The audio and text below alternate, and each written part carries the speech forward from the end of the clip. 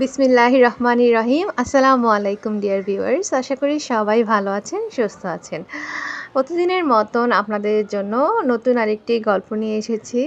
আশা করছি ভালো লাগবে। অনেক অনেক অনেক বছর আগের কথা, তবে ঘটনাটি সত্য কাহিনী অবলম্বনে। এক জায়গায় বাস করতে একটি সম্ভ্রান্ত পরিবার, যেখানে ছিল মা, বাবা, ভাই, বোন।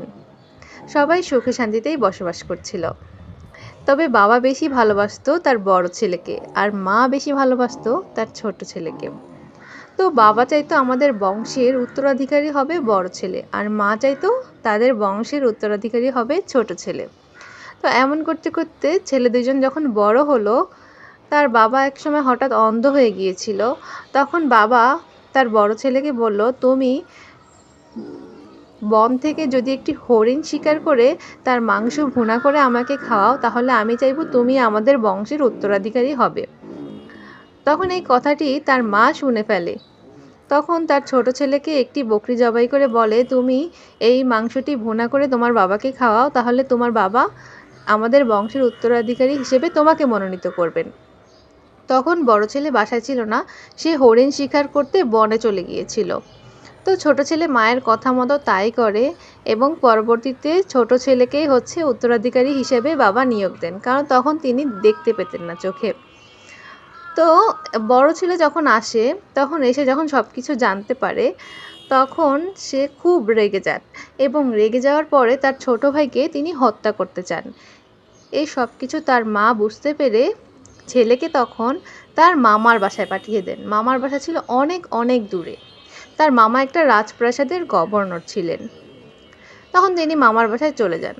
তো মামার বাসায় কিছুদিন থাকার পরে তার মামার যে ছোট মেয়ে ছিল, তাকে তার খুবই পছন্দ হয়, এবং তিনি তার মামাকে বলেন যে আমি আপনার ছোট মেয়েকে বিয়ে করতে চাই। তখন মামা বলে, এখন তো তোমার কোনো সম্পদ নেই, তুমি তোমার বাবার কাছ থেকে একবারে চলে এসেছো, এখন তো তোমার সাথে আমার মেয়ের বিয়ে দেওয়া সম্ভব না। তখন ছেলে বলে, তাহলে আমি এখন কি করতে পারি?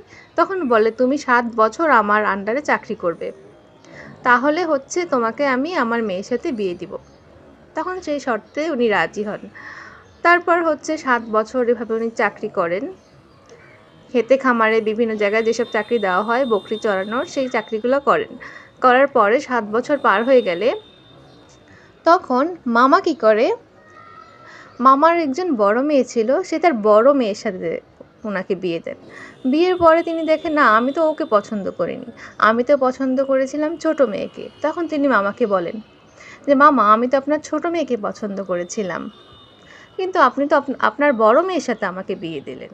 তখন তিনি বলে যে, তুমি আরেকটা কাজ করতে পারো, আরও 7 বছর যদি তুমি আমার সাথে কাজ করো, তাহলে আমি আমার ছোট মেয়েকেও তোমার সাথে বিয়ে দিব। পরে উনি সেই শর্তেও রাজি হন। উনি আরও 7 বছর ওখানে চাকরি করেন। করার পরে তখন ওনার ছোট মেয়ের সাথে ওনাকে বিয়ে দেন। তখন উনি ওখানে আস্তে আস্তে সংসার শুরু করেন, এবং ওনার বড় মেয়ের ঘরে 6 ছেলে এবং 1টি মেয়ে হয়, এবং আস্তে আস্তে ওনার সম্পত্তির পরিমাণও বাড়তে থাকে। উনি ওনার মামার যে ছোট মেয়েকে বিয়ে করেছিল, তার সাথে 11 বছরের সংসার হওয়ার পরও তার কোনো সন্তান ছিল না। তখন উনি খুব মন খারাপ করেন, এবং আল্লাহর কাছে উনি অনেক দোয়া করেন, অনেক কান্নাকাটি করেন যে আমার বউর যেন একটি বাচ্চা হয়। তখন আল্লাহ সেই দোয়া কবুল করেন, এবং 11 বছর পরে তাদের ঘরে একটি সুন্দর ফুটফুটে পুত্র সন্তান হয়। সেই পুত্র সন্তানটির নাম ছিল ইউসুফ। ছোট্ট ইউসুফ যেদিন হয়, সেদিন পুরো শহরে অনেক বৃষ্টি হয়, এবং সেই এলাকায় দুর্ভিক্ষ চলছিল।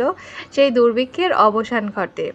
ডিয়ার ভিউয়ার্স, আমি আপনাদেরকে যে গল্পটি বলছিলাম, এই গল্পটি ছিল ইউসুফ আলাইসাল্লামের বাবা এবং মায়ের ঘটনা। ছোট যে মা ছিল, সে ছিল রাহেল।